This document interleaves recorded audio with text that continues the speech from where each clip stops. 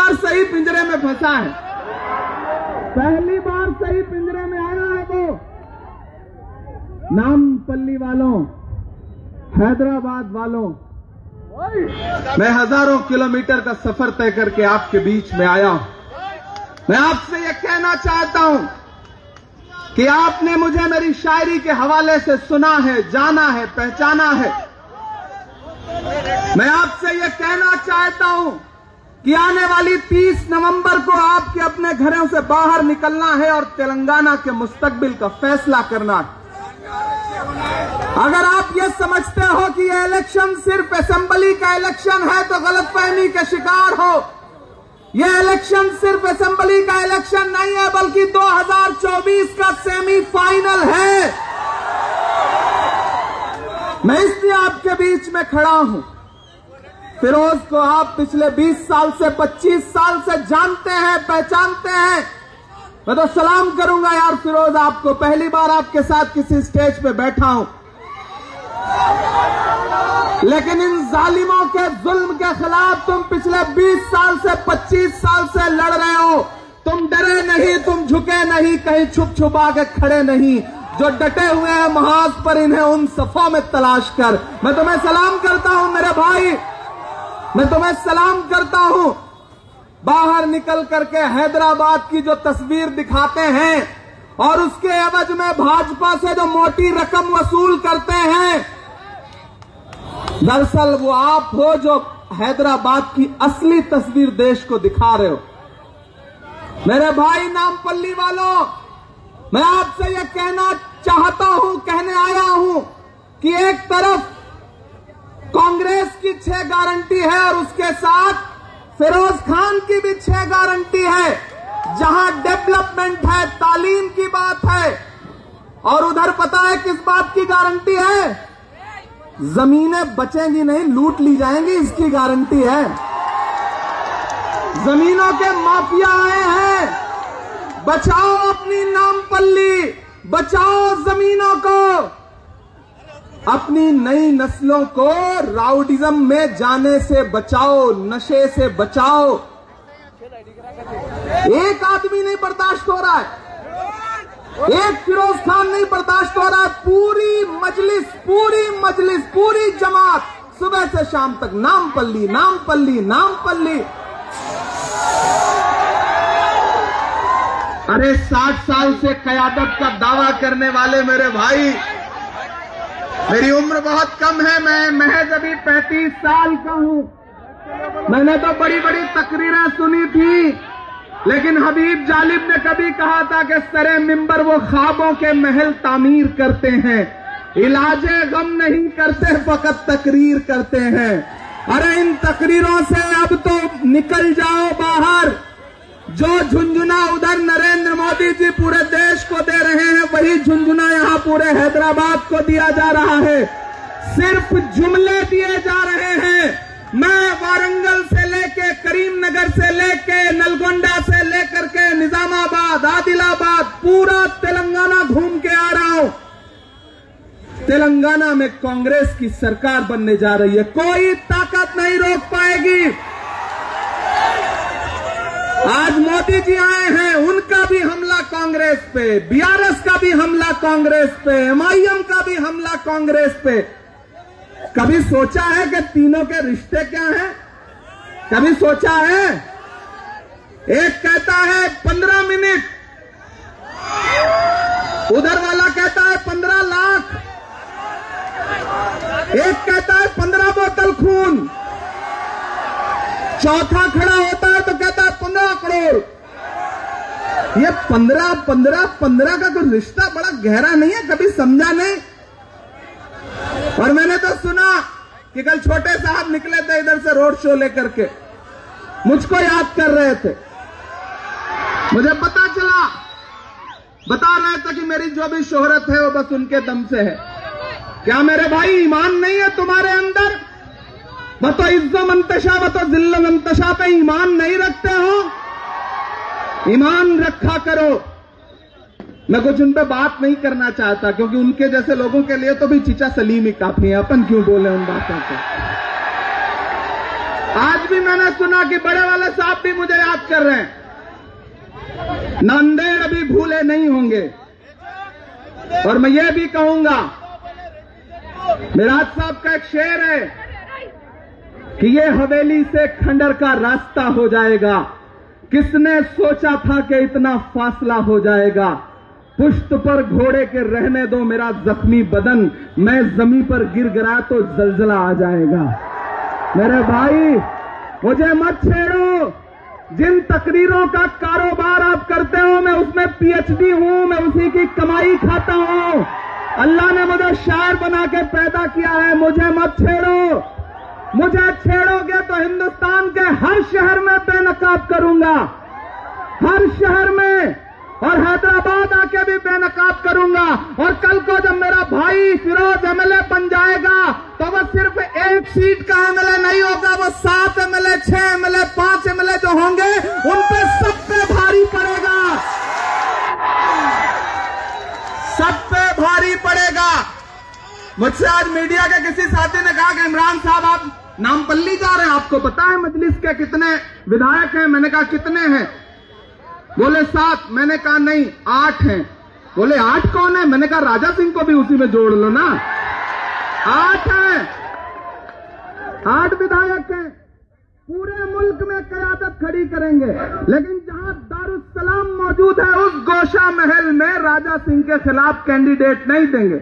बताएंगे हिकमत अमली है।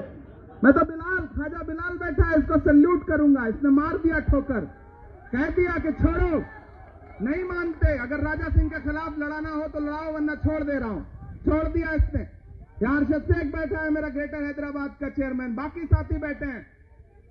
मैं तो नामपल्ली वालों आपसे ये कहने आया हूं कि मैंने अक्सर आप लोगों के बीच से मैं एक बात कहना चाहता था जो आज कहने आया हूं। मेरे भाई, जिस तरह की सियासत मुल्क में खेली जा रही है, जो नूरा कुश्ती खेली जा रही है, उस नूरा कुश्ती को समझो हैदराबाद वालों। और जिस तरह की जज्बाती बातें पूरे हिंदुस्तान में जा करके की जा रही हैं, वो आने वाली नस्लों के लिए कितनी नुकसानदेह होंगी, इसको समझो। ये खेल है, ये साजिश है। आपसे मेरी एक शिकायत है, आपने आजाद छोड़ दिया, इसलिए बिहार जाकर के, अभी राजस्थान जाकर के, जहां न कोई कैडर है न कोई मतलब है, वहां भी जाके कैंडिडेट देना है। गोशा महल जाके प्रचार नहीं करेंगे, जाएंगे हवा महल में प्रचार करेंगे, राजस्थान में, जयपुर में।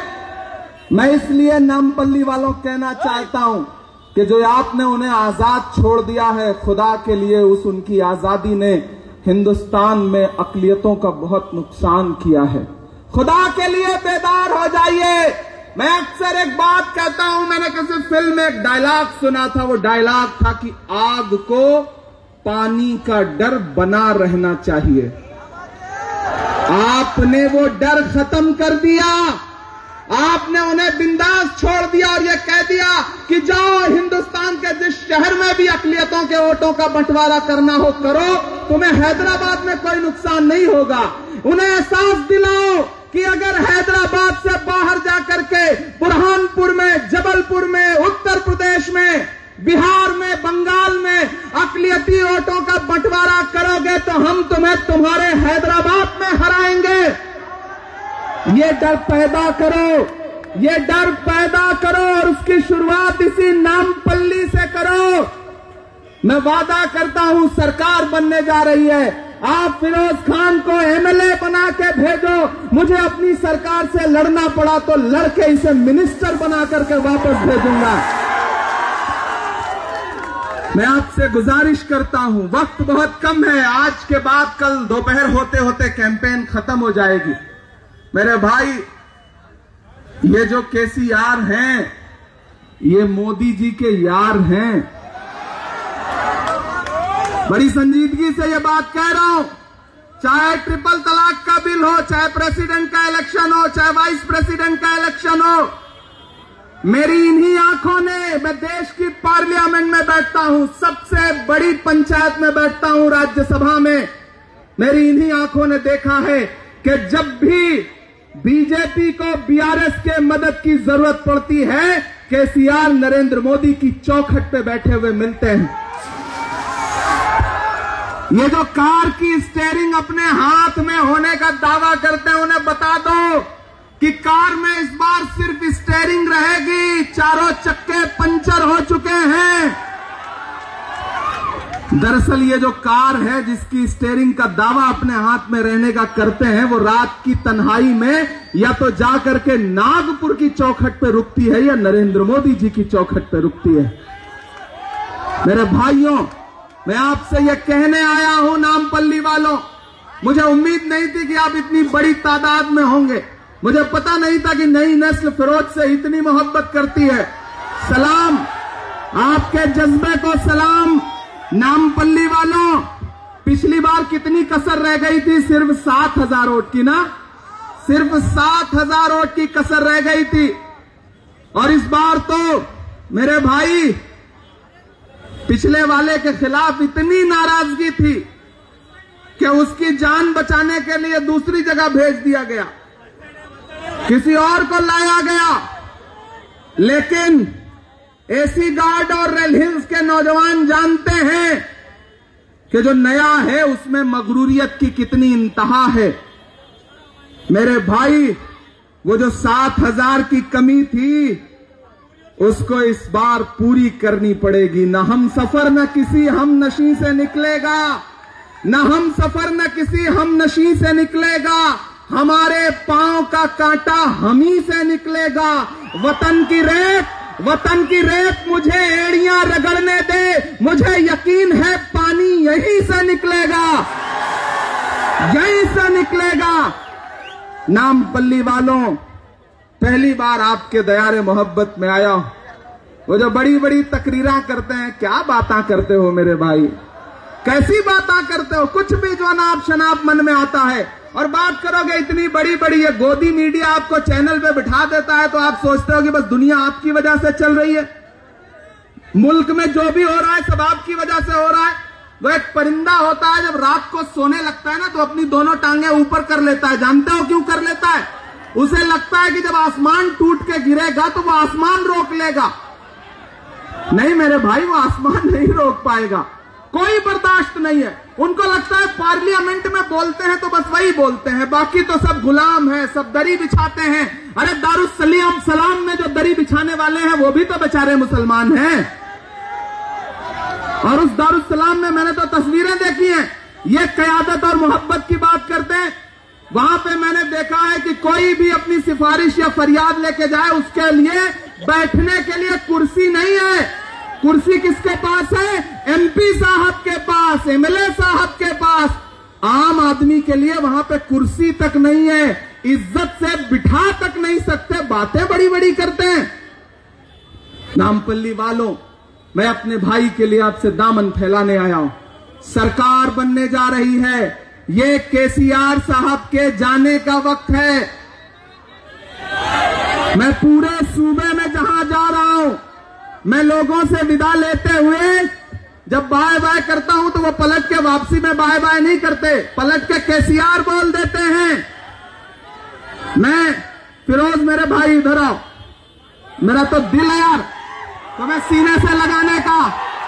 मुझे तो ये कहना है नामपल्ली वालों, मेरी माँ, मेरी बहनों, मेरे नौजवान साथियों, बुजुर्गों, बहुत बार मौका दे लिया दूसरों को। एक आदमी पिछले 20 साल से 25 साल से आपसे यही कह रहा है कि एक मौका, एक मौका, एक मौका।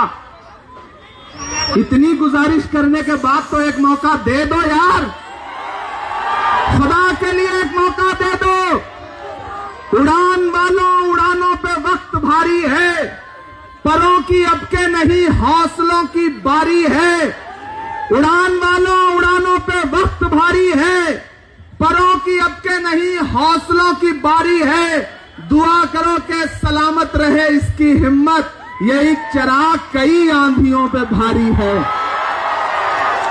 मैं ये कहने आया हूं कि डरो मत, डराने की कोशिश की जाएगी, खरीदने की कोशिश की जाएगी, लेकिन एक बात समझ लेना, फिरोज आपके बच्चों का मुस्तकबिल बदलना चाहते हैं।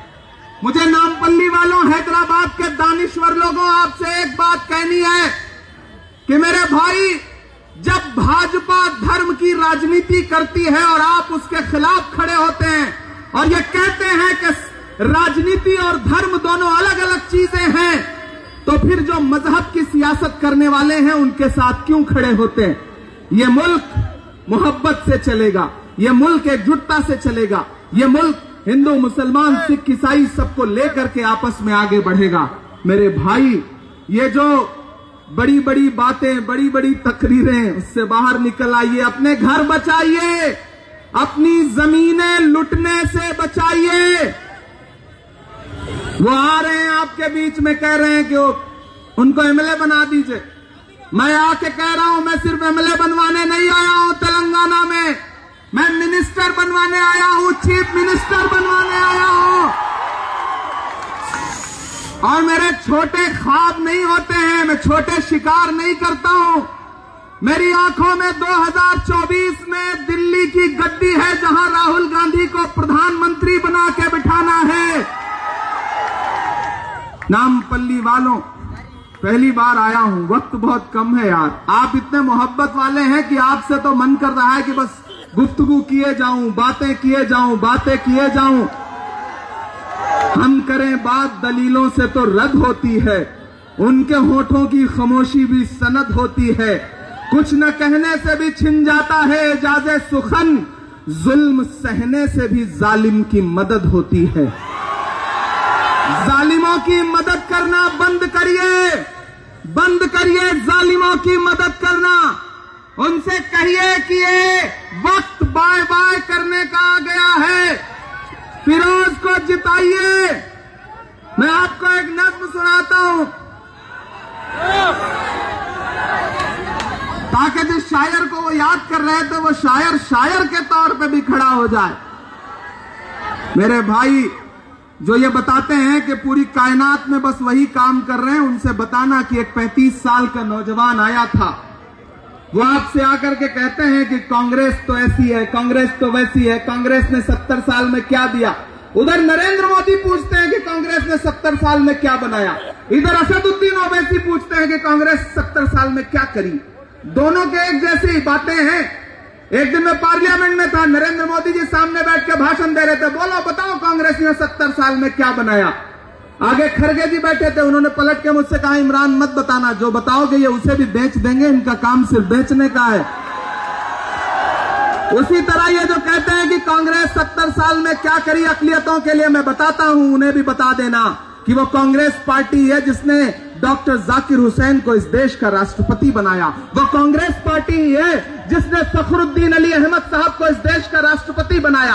वो कांग्रेस पार्टी है जिसने मौलाना अबुल कलाम आजाद को इस देश का पहला एजुकेशन मिनिस्टर बनाया। वो कांग्रेस पार्टी है जिसने रफी अहमद किदवई को इस देश का एग्रीकल्चर मिनिस्टर बनाया। वो कांग्रेस पार्टी है जिसने सैयदा अनवरा तैमूर को असम का चीफ मिनिस्टर बनाया, बरकतुल्लाह साहब को राजस्थान का चीफ मिनिस्टर बनाया, अब्दुल गफूर को बिहार का चीफ मिनिस्टर बनाया, अब्दुल रहमान अंतुले साहब को महाराष्ट्र का चीफ मिनिस्टर बनाया। और तो और, जब लोग तुम्हारी परछाइयों से दामन बचा रहे थे, तब तुम्हारे लिए लड़ने वाले, तुम्हारे लिए बोलने वाले इमरान प्रतापगढ़ी को 34 साल की उम्र में सबसे बड़ी पार्लियामेंट में, राज्यसभा में बिठाया। लोग कहते हैं कि कांग्रेस ने तुम्हारे लिए किया क्या है। जब तक कांग्रेस से मलाई काटनी थी तब तक तो कांग्रेस के पहलू में बैठे थे। आज कांग्रेस बुरी हो गई। मीठा मीठा गप, कड़वा कड़वा थू, ऐसे नहीं चलेगा मेरे भाई। सरकार बदलने जा रही है। नामपल्ली की आवाम फिरोज को जिता करके असेंबली में भेजने जा रही है। और मेरी बात याद रखना, ये अकेला उनके सारे एमएलएस पे भारी पड़ेगा इंशाअल्लाह ताला। मैं पूरे सूबे में जा रहा हूं। मेरा मन कर रहा है मैं फिरोज के लिए पहले 4 मिसरे पढ़ दूं यार। बड़ा प्यार आ रहा है फिरोज भाई, आज आप पढ़ा।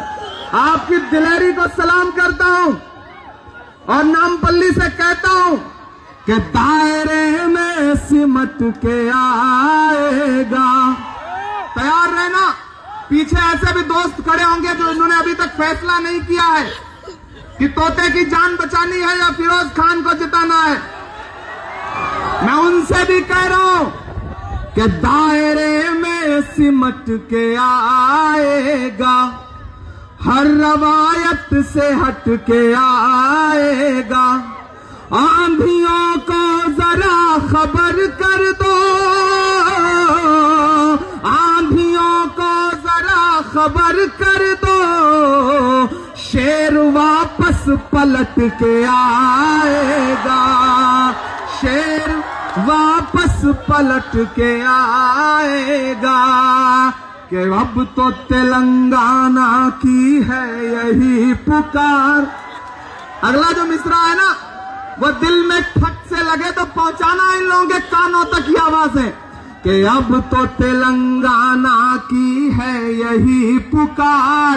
बाए बाए केसीआर, बाए बाए केसीआर, बंद करो झूठ का ये अपना कारोबार। बाए बाए केसीआर, बाए बाए केसीआर। घरों से निकलना तो गोशा महल याद रखना। नामपल्ली वालों 30 नवंबर को घरों से निकलना तो आलेर याद रखना। घरों से निकलना तो इसी शहर हैदराबाद में शहीद हुई मसाजिद की दरो दीवार याद रखना। मैं मिसरे पढ़ रहा हूं कि लूट लिया तुमने ये पूरा तेलंगाना, लूट लिया तुमने ये पूरा तेलंगाना।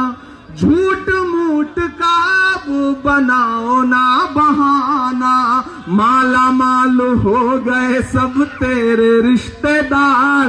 बाए बाए केसीआर, बाए बाए केसीआर। अब तो तेलंगाना की। मेरे भाई, कांग्रेस पार्टी फिरोज पे कितना एतमाद करती है कि आज मैं आया हूं, कल राहुल गांधी जी आ रहे हैं। राहुल जी पिछली बार आए थे तो यहां क्या ऐलान किया था कि अगर हमारी सरकार बनेगी तो नामपल्ली में एक शानदार हॉस्पिटल बनवाया जाएगा। अब उस वादे के पूरे होने के दिन आ रहे हैं। फिरोज को जिताइए और केसीआर से कहिए कि अब नहीं चल पाएगी मोदी जी से यारी, अब नहीं चल पाएगी मोदी जी से यारी। तुम नहीं निभा पाए अपनी जिम्मेदारी। आपकी, अब मजे लेना, कि आपकी ये कार अब तो हो गई बेकार। बाए बाए केसीआर, बाए बाए केसीआर। सिर्फ 4 दिन, नहीं 4 दिन तो नहीं बचे, आज 27 हो गया, 3 दिन, नहीं 3 भी नहीं बचे यार। 30 को वोट देने जाओगे तो 2 ही दिन बचे। कि अब तो सिर्फ 2 दिन की है तेरी सरकार। बाए बाए केसीआर, बाए बाए केसीआर। उठाओ एक एक हाथ फिरोज की हिमायत में, मेरा भाई के लिए उठाइए एक एक हाथ।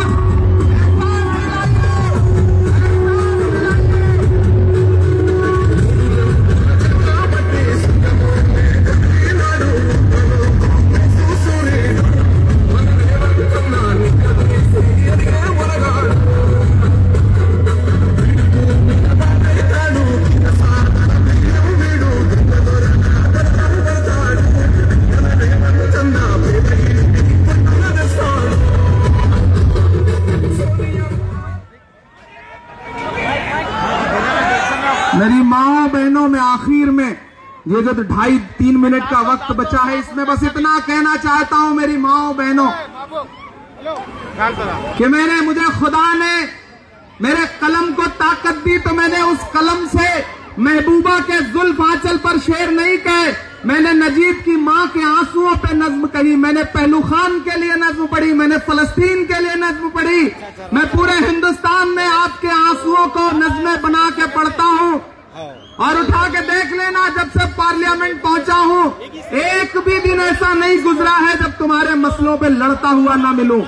मैं आपसे गुजारिश कर रहा हूं, दामन फैला के खुदा के लिए मुरे आने को मायूस मत करिएगा, ठुकराइएगा मत।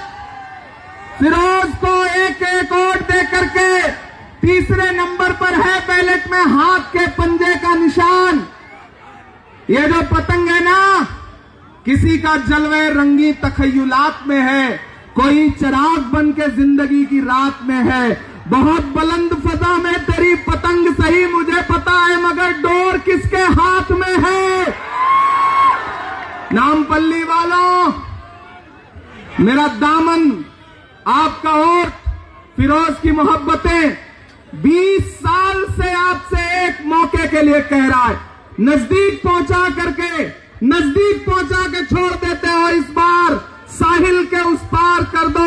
आपका शुक्रिया अदा करने फिर इसी नामपल्ली में इलेक्शन के बाद आऊंगा, ये आपसे वादा करता हूं। लगाइए मेरे साथ नारा, बाय बाय, और जोर से पहुंचाइए उनके कान तक। अरे bye bye, bye bye, bye bye, bye bye. बहुत शुक्रिया नामपल्ली, इंशाअल्लाह फिर आपसे मुलाकात करने के लिए आऊंगा।